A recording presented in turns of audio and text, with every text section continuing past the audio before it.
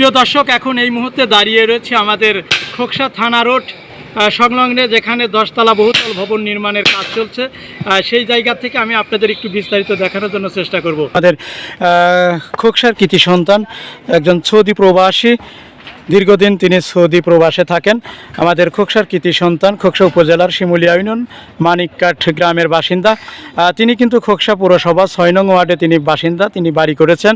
ইতিমধ্যে কিন্তু দেখেছেন যে আমাদের খোকসা থানা রোড সংলগ্নে প্রবাসী পল্লীর পশ্চিম পাশে দেখতে পাচ্ছেন, এখানে কিন্তু 10তলা বহুতল ভবন নির্মাণের কাজ চলছে।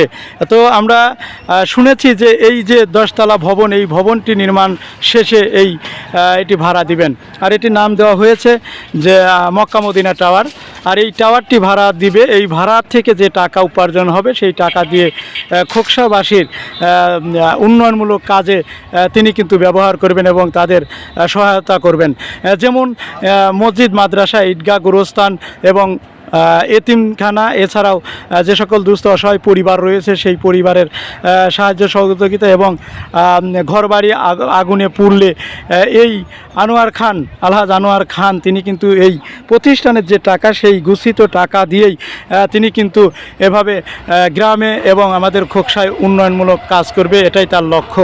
তো দর্শক, দেখতে পাচ্ছেন এই 10তলা যে বহুতল ভবন, সেই বহুতল ভবনটি কিন্তু নির্মাণের কাজ চলছে। আমি আপনাদের একটু দেখানোর জন্য সরাসরি খোকসা থানা রোড সংলগ্ন, যেখানে 10তলা বহুতল ভবন নির্মাণের কাজ চলছে, সেই জায়গা থেকে আপনাদের একটু দেখানোর চেষ্টা করছি। তো দর্শক, দেখতে পাচ্ছেন, আমরা দেখেছি যে এখানে যে সকল লিবাররা রয়েছেন তারা কিন্তু কাজ করছে।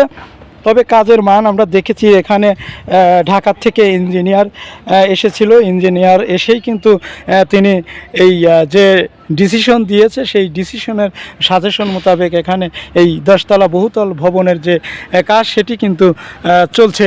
বিস্তারিত সরাসরি আমি আপনাদের একটু দেখানোর জন্য যুক্ত হয়েছি। যে যেখান থেকে দেখছেন অবশ্যই লাইভটি শেয়ার করবেন, নিজে দেখবেন এবং অন্যকে দেখার সুযোগ করে দিবেন। তো দর্শক, ধন্যবাদ জানাই আমাদের খোকসা উপজেলাবাসীর পক্ষ থেকে। আমাদের একজন ভাই বলা চলে, কারণ সে অক্লান্ত পরিশ্রম করে, একজন সৌদি প্রবাসী, মাথার ঘাম পায়ে ফেলে টাকা উপার্জন করে সেই টাকা দিয়ে আজকে কিন্তু সে এখানে 10তলা বহুতল ভবন নির্মাণ করছে। কারণ এই আনোয়ার খান আসলে একজন মধ্যবিত্ত ফ্যামিলির ছেলে, তার বাবা একজন কৃষি পরিবারের ছেলে। তিনি কিন্তু অনেক কষ্ট পেয়েই তিনি কিন্তু এই দেশ ত্যাগ করে ছেলে, সন্তান, স্ত্রী, মা, বাবা সবাইকে ফেলে তিনি কিন্তু সৌদি প্রবাসে গিয়েছিল। আর সেই সৌদি প্রবাসে গিয়েই কিন্তু তিনি এভাবে টাকা উপার্জন করেছে। আল্লাহ তাকে দিয়েছে, আল্লাহ কবুল করুক, আল্লাহ তার সুস্থ রাখুক, আল্লাহ তার ভালো রাখুক, আমরা সবাই দোয়া করি খোকসাবাসী।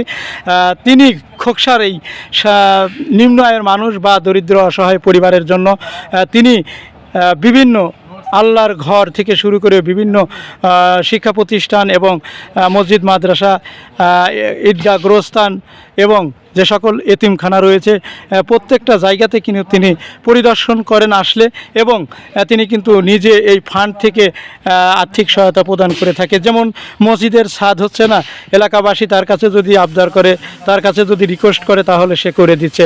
এমনটা কিন্তু আমরা বেশ কিছু কাজ করেছে উন্নয়নমূলক, সেগুলো কিন্তু আমরা দেখেছি এবং শুনেছি।